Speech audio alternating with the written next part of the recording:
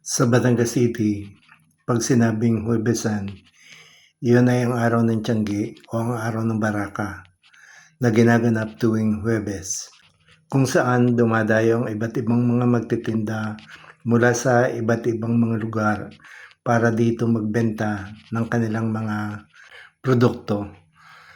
Ito ay ginaganap sa Bagong Palengke ng lungsod ng Batangas, kung saan ay siksikan ang mga tao. Hindi lamang dahil sa dami ng dumating na tao, kundi dahil na rin sa dami ng mga stalls na itinayo ng iba't ibang mga magtitinda. Isang magandang umaga po sa inyong lahat, mga kaibigan, mga dating kakilala, mga kamag-anak, at sa lahat po ng walang sawang sumusuporta dito sa channel na ito. Pagpalain nawa tayong lahat ng may kapal.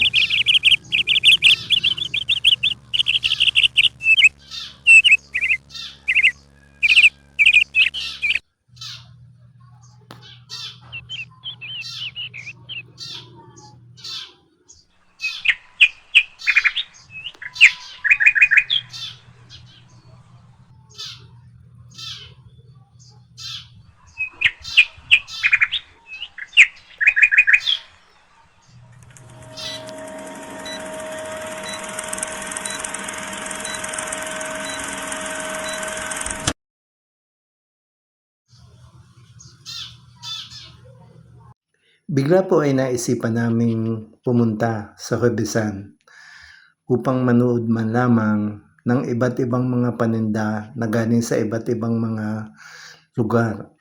Hindi lamang dito sa Batangas, kundi sa iba pang lugar na dumadayo dito tuwing Huwebes. Talaga po namang saksa ang mga paninda. Hindi lamang yung mga dati nang itinitinda ditong mga isda, mga seafoods, mga karne, kundi ang dami ding nagdadala ng iba't ibang mga gulay at mga prutas.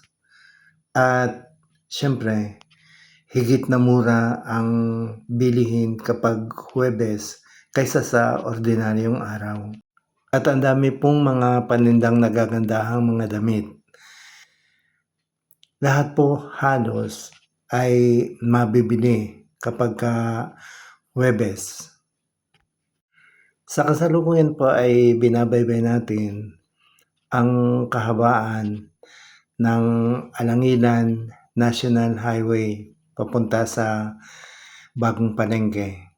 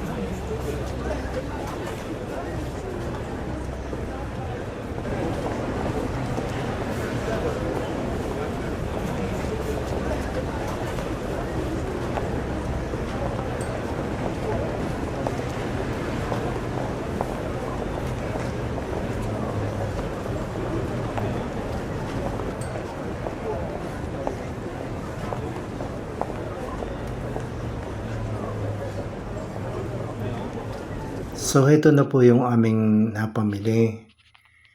Hindi ko po isinama dito yung galing sa wet market, yung baboy, saka yung isda, at saka yung manok. Dahil hindi naman po nag-iba ang presyo ng mga produktong iyon. Ito po ay napakamahal ng broccoli dahil yung isa pong pirasong yun ay 124 pesos. Yun pong kiyat-kiyat ay 80 pesos. Yung sibuyas ay 100 pesos dahil ang kilo po ng sibuyas na puti ay 200. Yun naman pong sibuyas na pula ay 250 per kilo. Kaya ang binili ko na lamang ay yung puti. Yung pong lakatan ay 80 ang per kilo. At yun pong saba ay 35 per kilo. Maraming salamat po sa pagsama ninyo sa akin hanggang dito sa katapusan ng aking video.